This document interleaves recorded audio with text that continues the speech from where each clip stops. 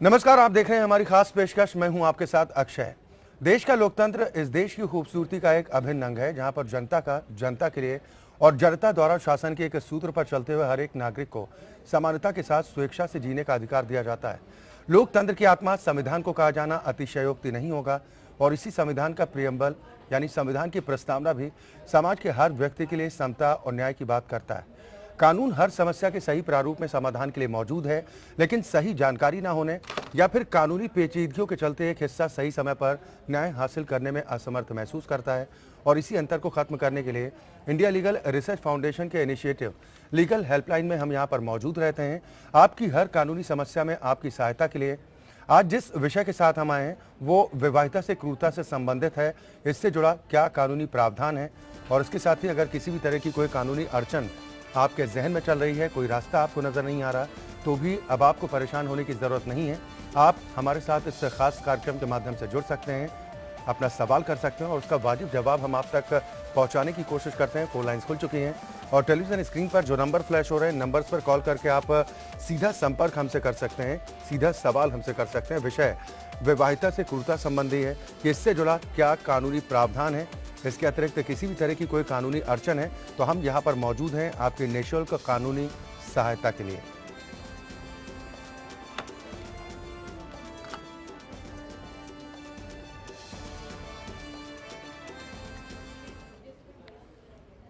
या तो विषय हम एक बार फिर दोहरा देते हैं। विषय हमारा विवाहिता से क्रूरता संबंधी क्या कानूनी प्रावधान है और इसके अतिरिक्त किसी भी तरह की कोई कानूनी अड़चन है तो भी आप हमारे साथ जुड़ सकते हैं।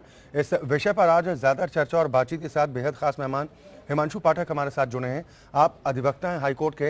हिमांशु जी, बहुत स्वागत है आपका। सबसे पहले यही जानना चाहेंगे, ये कानून क्या कहता है, धारा 498A है क्या? जी, सबसे पहले मैं कुछ बिंदुओं पे प्रकाश डालना चाहूँगा। जी, हम कोई भी कार्य करते हैं तो उसका एक उद्देश्य होता है। उसी रूप में आईपीसी बनी 1960 में।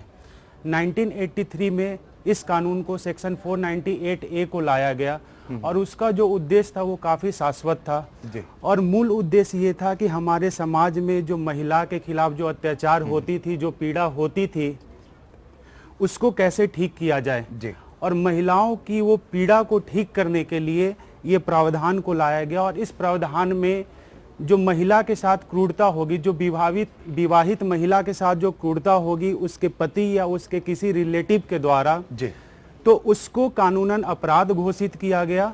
और सेक्शन 498A जी, मुख्य रूप से ये कहता है कि अगर कोई भी विवाहित महिला के साथ में उसका पति या उसका पति का कोई भी रिलेटिव उसके साथ क्रूरता करता है तो वो अपराध होगा।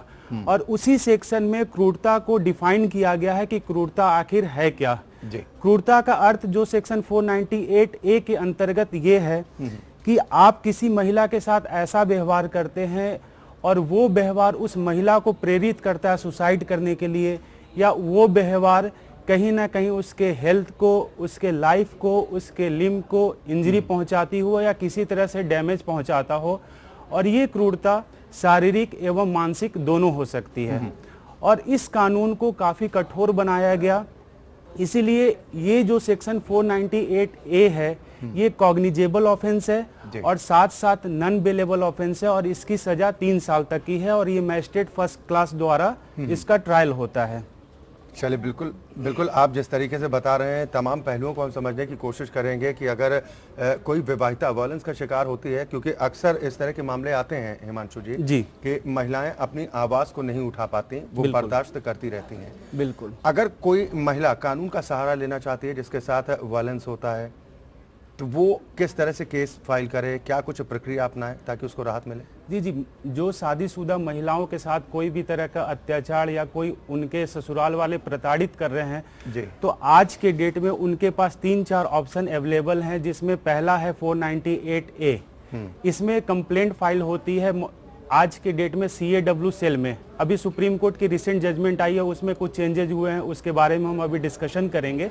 लेकिन जो आज तक का जो प्रावधान चल रहा था, जो प्रोसीजरल एस्पेक्ट थी कि 498A की कंप्लेंट CAW सेल में फाइल होती है, क्राइम अगेंस्ट वुमेन सेल में। वहां से फिर वो मीडिएशन में भेज देते हैं, मीडिएटर के पास भेज देते हैं। अगर मामला सुलझ जाता है तो सब कुछ ठीक हो जाता है तो ठीक है, अन्यथा फिर एफआईआर करने का ऑर्डर होता है। उस एफआईआर पे नॉर्मल, जैसे एफआईआर के बाद पुलिस इन्वेस्टिगेट करती है, उसके बाद मामला कोर्ट में चला जाता है, ट्रायल होता है। इसके अलावा डोमेस्टिक वायलेंस एक्ट भी बनाया गया है, जिसमें महिला के साथ में अगर किसी भी तरह का, इसमें विवाहित महिला हो, माता हो, बहन हो, महिला कोई भी महिला हो, अगर उसके साथ कोई भी डोमेस्टिक वायलेंस होता है तो उसके खिलाफ वो कोर्ट में directly judicial magistrate first class के कोर्ट में कंप्लेंट फाइल कर सकती है। इसके अतिरिक्त और भी मेंटेनेंस के प्रोविजन है हमारे सीआरपीसी में, हिंदू लॉ में।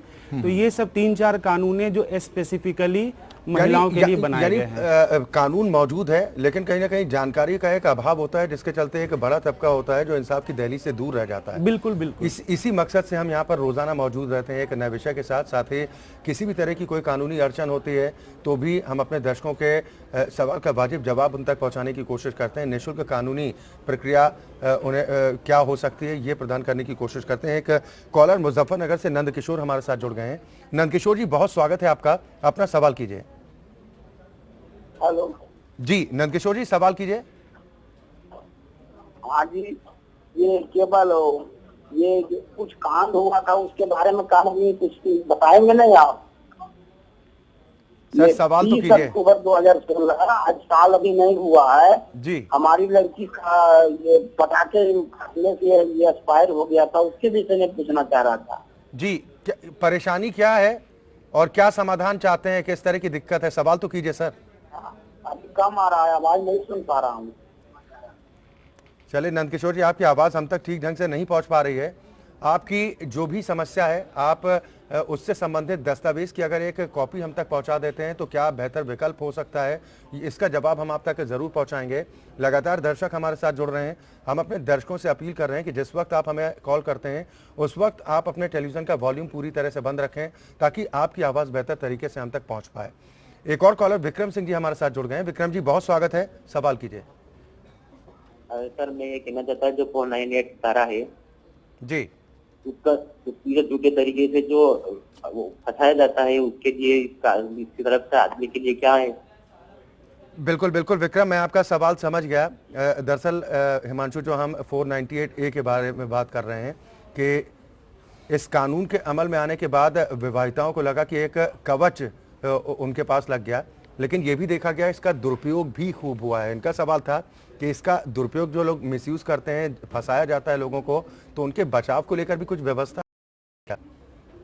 जी बिल्कुल। देखिए, हर सिक्के की दो पहलू होती है। ये जो सेक्शन 498 ये ए था, ये उन महिलाओं के लिए हाथ में ब्रह्मास्त्र दी गई थी जिनको ससुराल में कठिनाइयां होती थी, उनके साथ दुर्व्यवहार होता था। लेकिन दुर्व्यवहार को भी डिफाइन किया गया और ये हर एक फैक्ट और सर्कमस्टांसेस पे डिपेंड करता है। दुर्व्यवहार को हम normal wear and tear of life को नहीं मान सकते जो आमतौर पे हमारे घर में होती है। अगर हम हर छोटी छोटी बातों पे अगर हम कोर्ट चले जाए तो हमारा सामाजिक संतुलन बिगड़ जाएगा। हमारे सुप्रीम कोर्ट ने, हमारे हाई कोर्ट में हर समय पे ये बात को उठाई है और यहाँ तक कि लेजिस्लेचर को और लॉ कमीशन को भी ये रिकमेंड किया है कि आप इस प्रावधान को दोबारा से देखें, क्या इसमें कोई चेंज की जरूरत है कि नहीं। सन 2010 से सुप्रीम कोर्ट लगातार इस मुद्दे को उठा रही है कि कहीं ना कहीं जो हमारे पास नेशनल ब्यूरो रिकॉर्ड्स है, नेशनल क्राइम ब्यूरो रिकॉर्ड्स है, उससे भी ये पता चलता है कि अगर नॉर्मली 100 केसेस फाइल हो रहे हैं तो 95% केसों में चार्जशीट फाइल होती है, लेकिन जो कन्विक्शन होता है वो सिर्फ 15% केसों में होता है। इससे ये बात साफ साफ झलकती है कि कहीं ना कहीं जो मैक्सिमम केसेस होते हैं वो फॉल्स और विक्सियस होते हैं, इसीलिए वो कन्विक्शन उनकी हो नहीं पाती है। और इसमें जो एक्यूज्ड होता है, जो हस्बैंड होता है और उनके जो फैमिली होते हैं, कहीं ना कहीं वो निर्दोष भी पाए जाते हैं मैक्सिमम केसों में। इसीलिए सुप्रीम कोर्ट ने अभी हाल में ही Rakesh Sharma versus state of Uttar Pradesh 27 जुलाई को एक जजमेंट आई और उसमें सुप्रीम कोर्ट ने स्ट्रिक्ट गाइडलाइन और डायरेक्शन दी है पुलिस अथॉरिटी को और जुडिशियल मजिस्ट्रेट को। और उसमें यह कहा गया है कि आप रूटीन मैनर में हस्बैंड को या उनके कोई भी रिलेटिव को अरेस्ट नहीं कर सकते। आप अगर अरेस्ट करते हैं उनको तो आपको जो सीआरपीसी की सेक्शन 41 की धारा उसको आपको स्ट्रिक्टली फॉलो करना होगा। और साथ साथ जुडिशियल मजिस्ट्रेट को भी ये गाइडलाइन और डायरेक्शन दी गई है कि अगर आप डिटेंशन अलाउ करते हैं तो आप अपने आप को सेटिस्फाई करें, रीजन ऑर्डर पास करें और इसको मैकेनिकल और कैजुअल वे में ना करें। और साथ साथ सुप्रीम कोर्ट ने ये रेकमेंड किया है कि हर डिस्ट्रिक्ट वाइज एक फैमिली वेलफेयर कमेटी बनेगी। पहले क्या होता था, 498 एक डायरेक्टली एसएचओ के पास फाइल होती थी जी। अब कोर्ट ने कहा है कि अब डायरेक्टली पुलिस के पास वो फाइल नहीं होगी, फैमिली वेलफेयर कमेटी बनाई जाएगी, आप वहां फाइल करें। Family welfare committee district legal service authority के द्वारा उसमें मेंबर्स होंगे, मेंबर्स अपॉइंट होंगे और वो कमेटी पहले चेक करेगी कि जो कंप्लेंट है वो वास्तविक में सही है या नहीं, उस पर रिपोर्ट देगी और उस रिपोर्ट के बाद फिर पुलिस कोई एक्शन लेगी। अगर जरूरत पड़ी तो अरेस्ट आप कर सकते हैं, लेकिन मैकेनिकल वे में नहीं कर सकते। और इसका अपवाद ये है, ये सब केसों में ये डायरेक्शन फॉलो होगा। अपवाद में ये है कि जहां पे अगर फिजिकल हर्ट हुआ है या मर्डर हो गया, उस केस में ये डायरेक्शन नहीं माने जाएंगे जी। तो हमारे पास प्रावधान सुप्रीम कोर्ट के गाइडलाइंस हैं इस रिगार्डिंग कि सेफगार्ड भी हमारे साथ साथ है। चलिए बिल्कुल, एक और कॉलर एटा से अनिल हमारे साथ जुड़ गए। अनिल जी बहुत स्वागत है आपका, अपना सवाल कीजिए। जी नमस्कार। नमस्कार अनिल जी, सबसे पहले अपने टेलीविजन का वॉल्यूम पर बंद कर दीजिए, फिर सवाल कीजिए। बंद कर दिया जी, अब सवाल कीजिए सर। और सब ये क्या ही दिया था, नंबर कैसा है? हेलो अनिल जी सवाल कीजिए अपना। और सब कैसे, बढ़िया है?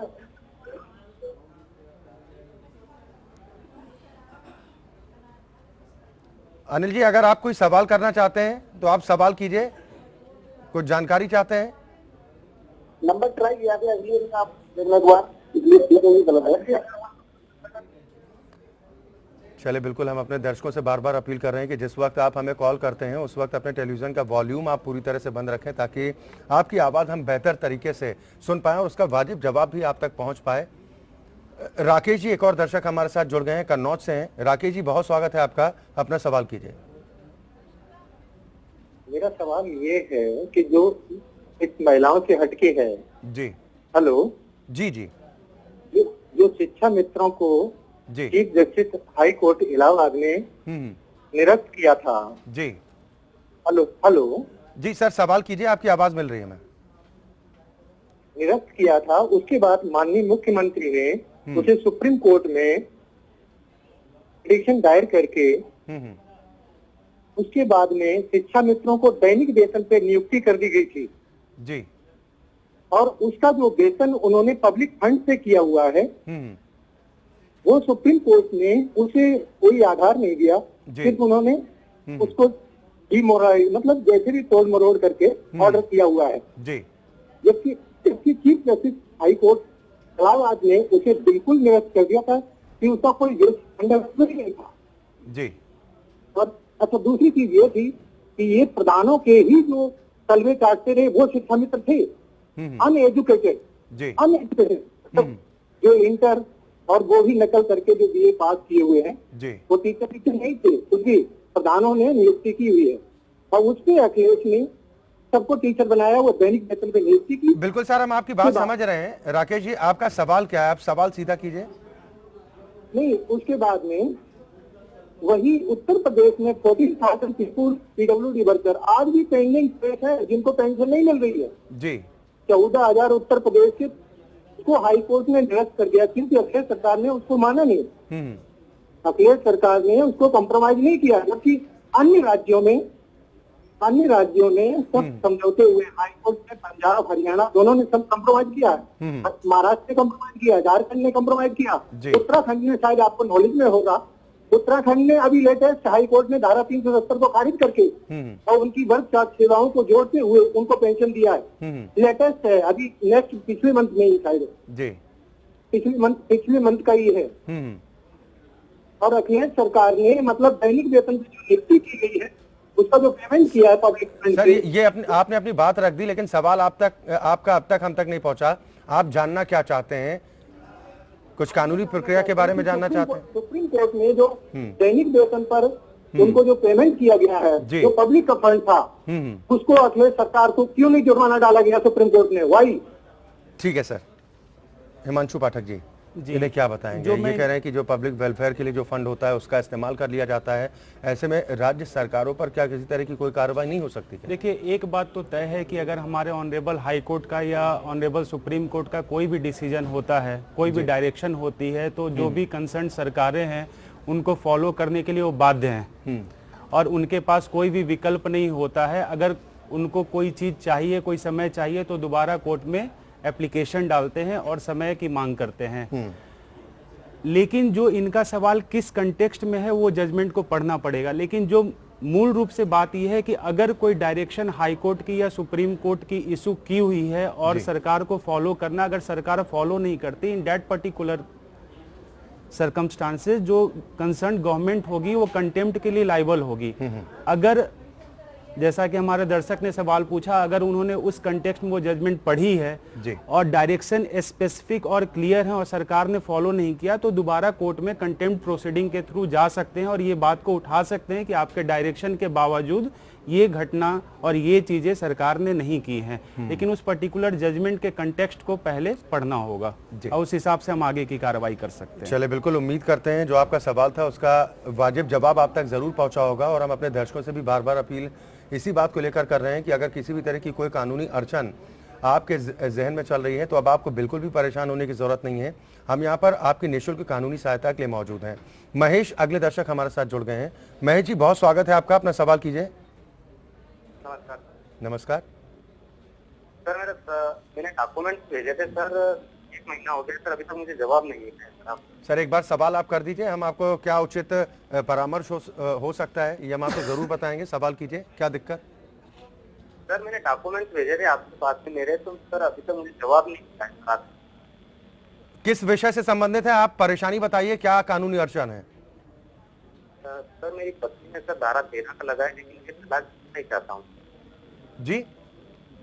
मेरी पत्नी ने धारा 13 का विच्छेद का लगा सर जी। तो सर मैं तलाक देना चाहता हूँ, कैसे भी करके। मेरी एक बच्ची सर, वो मेरी बच्ची से भी मिलनी है, तो क्या महीने में सर 2 दिन के लिए मेरे अपने पास जी। हिमांशु सर धारा 13 इनके सवाल में समझ नहीं पाया। कौन सी धारा लगा दी? एक बार धारा के बारे में फिर से जिक्र करें। धारा 13 सर। धारा 13। धारा 13 किस चीज का? आईपीसी का, डोमेस्टिक वायलेंस का, कौन से मैटर का है? प्राइवेट कंप्लेंट है सर ये जी। और सर मेरी पत्नी जब गई तब मेरी गाली थी कि अपनी मर्जी से दूसरा। आपकी आवाज़ ठीक ढंग से हम तक नहीं पहुंच पा रही है। हम आपसे अपील करेंगे कि आप दोबारा प्रयत्न ज़रूर कीजिए और अगर आपने डॉक्यूमेंट्स भेजे हैं तो उसका निरीक्षण करने के बाद क्या बेहतर विकल्प आपके लिए हो सकता है ये हम आपको ज़रूर बताएंगे। हम अपने दर्शकों से भी बार बार अपील इस बात को लेकर कर रहे हैं कि जिस वक्त भी आप हमें कॉल करते हैं उस वक्त आप टेलीविज़न का वॉल्यूम पूरी तरह से बंद रखें ताकि आपकी आवाज़ हम तक सही ढंग से पहुँच पाए और आपके सवाल का सही जवाब हम आप तक पहुँचा पाएँ। आज जिस विषय के साथ हमें वो विवाहिता से जो है क्रूरता के खिलाफ क्या कानूनी प्रावधान है, इसके बारे में आज हम बातचीत कर रहे हैं। हमारे साथ अधिवक्ता हाईकोर्ट हिमांशु पाठक जी लगातार जुड़े हुए हैं जो तमाम पहलुओं पर बारीकी से आपको जानकारी भी दे रहे हैं और आपके सवालों का उत्तर भी दे रहे हैं। आपने जिस तरह से सज़ा के बारे में बताया कि अधिकतम हिमांशु जी की 3 साल की सज़ा का प्रावधान इस धारा के तहत है।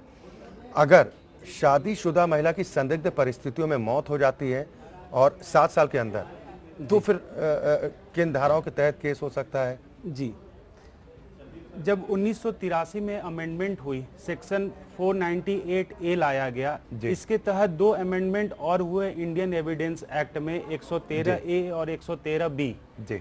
उसमें इंडियन एविडेंस एक्ट में ये कहा गया, एक प्रिजम्पशन ड्रॉ किया गया कि अगर 7 साल के अंदर, शादी के 7 साल के अंदर किसी महिला की मौत या तो डॉरी डिमांड से रिलेटेड होती है या किसी वजह से सुसाइड होती है और ये लगता है कि इसके सुसाइड में कहीं ना कहीं एबेटर जो है उसका हस्बैंड है, तो जो प्रिजम्पशन है वो ये माना जाएगा कि इसकी मौत वही क्रूलिटी की वजह से और डाउरी डिमांड की वजह से हुई है। और इसका इफेक्ट ये होगा कि जो बर्डन ऑफ प्रूफ नॉर्मली जो प्रोसिक्यूशन पे होता है, मीन जो केस फाइल करते हैं उन पे होता है, वो बर्डन ऑफ प्रूफ उनसे डिस्चार्ज होके एक्यूज्ड पे चला जाता है और एक्यूज्ड को ये प्रूफ करना पड़ता है कि ये जो डेथ हुई है ये नॉर्मल सर्कमस्टांसेस में हुई है।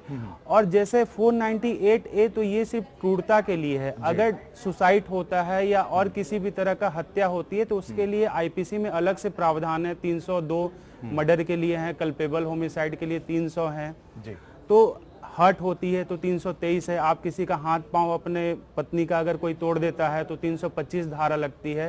तो इंडिपेंडेंट धारा अलग अलग तो लगते ही हैं, और साथ में 498A जो कि स्पेसिफिकली मैरिड वुमेन के लिए बनाए गए हैं ये भी साथ में लगते हैं। चलिए बिल्कुल, एक और कॉलर हमारे साथ सुनील जी जुड़ गए हैं हरियाणा के पानीपत से। सुनील जी बहुत स्वागत है आपका, सवाल कीजिए।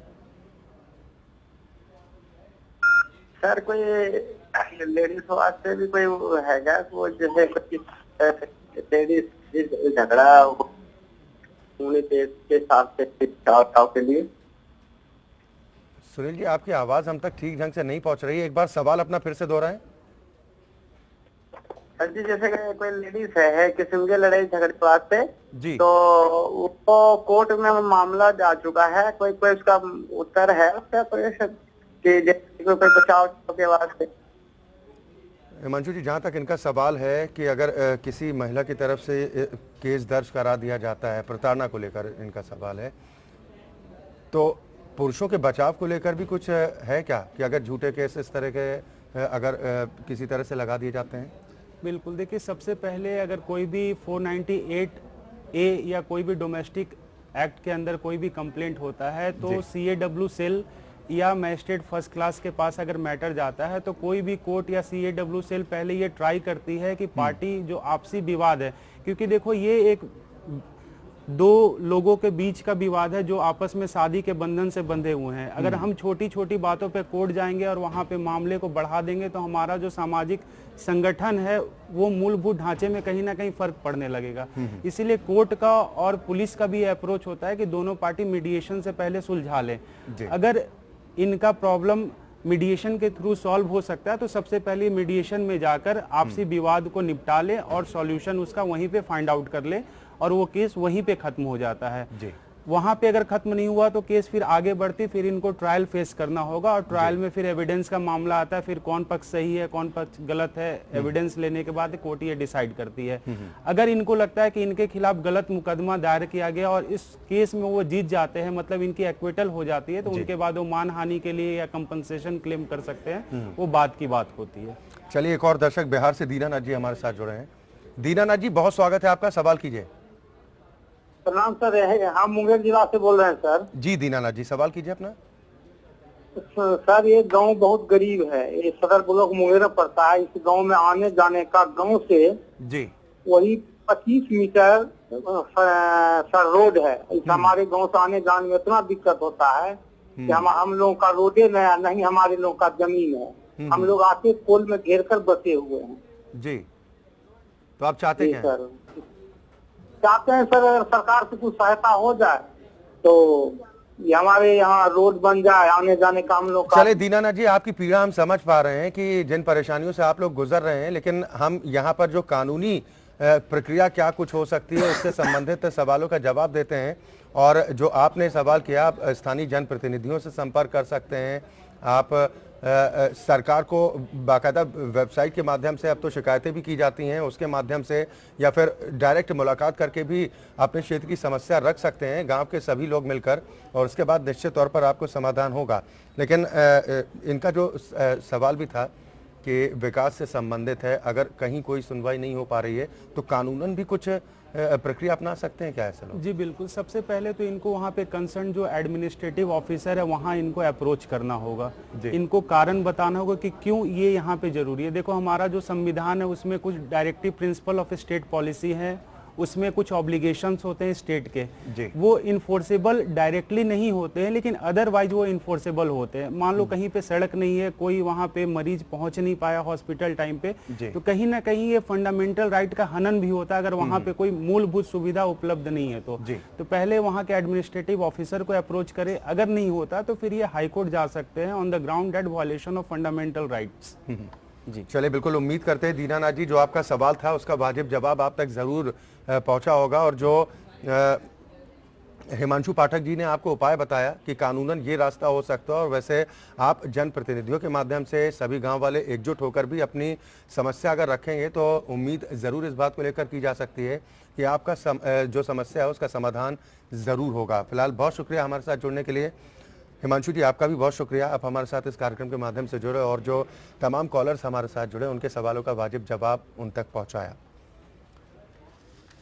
तो दरअसल कानून हर समस्या के सही प्रारूप में समाधान के लिए मौजूद होता है, लेकिन एक बड़ा तबका सिर्फ जानकारी के अभाव के चलते इंसाफ की दहलीज से दूर रह जाता है, और इसी अंतर को खत्म करने के लिए हम यहां पर रोज मौजूद रहते हैं अपने इस खास कार्यक्रम के माध्यम से एक नए विषय के साथ। फिलहाल आज हमारी खास पेशकश में इतना ही, लेकिन एपीएन न्यूज में खबरों का सिलसिला लगातार जारी।